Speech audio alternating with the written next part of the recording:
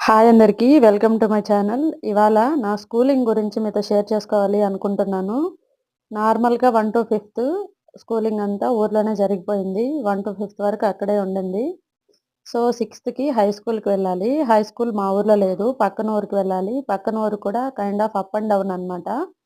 Box మనం cook చేసుకొని నడిచి కానీ, సైకిలొస్తే సైకిల్‌లో కానీ వెళ్ళి ఇంటికి తిరిగి రావాలి. బాక్స్ కుక్ చేసుకోవడం కూడా ఒక పెద్ద ఇష్యూనే. ఎందుకంటే అప్పట్లో మధ్యాహ్నం భోజనం ఇంకా స్టార్ట్ చేయలేదు.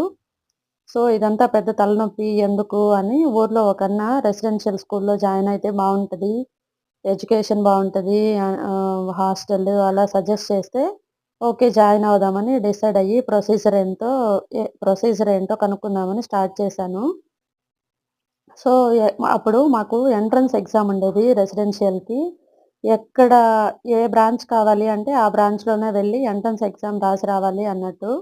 రాసొస్తే కేటగిరీ వైస్ సీట్స్ ఉంటాయి.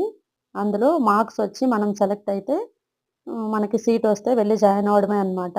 మా ఊరు నుంచి మేమిద్దరు పిల్లలు రాసాము. అయితే అందులో నాకొచ్చింది.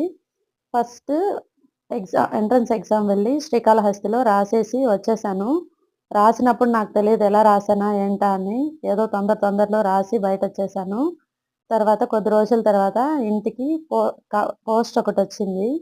ఏంటబ్బా! నా పేరుతో పోస్టొచ్చింది. ఏమై ఉంటుందా అని చూస్తే, అందులో మీరు రెసిడెన్షియల్ స్కూల్‌కి సెలెక్ట్ అయ్యారు. మీ కేటగిరీలో 4 సీట్స్‌లో మీరొకరు సెలెక్ట్ అయ్యారు. 100కి 98 మార్క్స్ వచ్చాయి అని రాసుంది. మా ఇంట్లో అందరూ చాలా హ్యాపీగా ఫీలయ్యారు ఎంట్రన్స్ ఎగ్జామ్ క్వాలిఫై అయినందుకు. నేను అప్పటిదాకా సరదాగా ఉన్నాను.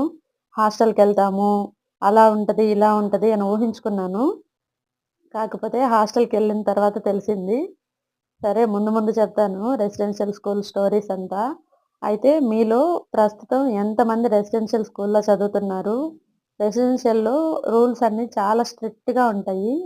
ఇప్పటికి అలా స్ట్రిక్ట్‌గానే నడుస్తుందా? లేకపోతే ఏమైనా సడలింపులు చేశారా? నాకు తెలీదు. ఓకే. లెటరొచ్చింది. లెటర్ తీసుకొని అడ్మిషన్ రోజు జాయిన్ అవ్వాలి కదా! లెటర్‌లో ఏమేమి తీసుకురావాలి? ఆహ్, ఎలా ఎవరెవరు రావాలి? ఫోటోస్ కావాలి. ఇదంతా ఇన్ఫర్మేషన్ అంతా రాసున్నారనమాట. బ్లైండ్‌గా మనం ఆ లెటర్ చదువుకొని అది ఫాలో అయిపోతే చాలు అన్నట్టు. ఓకే. చదువుకున్నాము. అక్కడ తీసి పెట్టుకున్నాము. వెళ్ళాల్సిన రోజు రానే వచ్చింది. అన్నీ లెటర్‌లో రాసినవన్నీ తీసుకొని స్కూల్‌లో జాయిన్ అవ్వడానికి వెళ్ళిపోయాను. స్కూల్‌లో వెళ్ళి అన్నీ సబ్మిట్ చేసి జాయిన్ అయిపోయాను. మీరు గనక ఇప్పుడు రెసిడెన్షియల్ స్కూల్‌లో చదువుతుంటే మీ ఎక్స్‌పీరియన్సెస్ షేర్ చేయండి. నెక్స్ట్ తర్వాత మళ్ళీ చెప్తాను.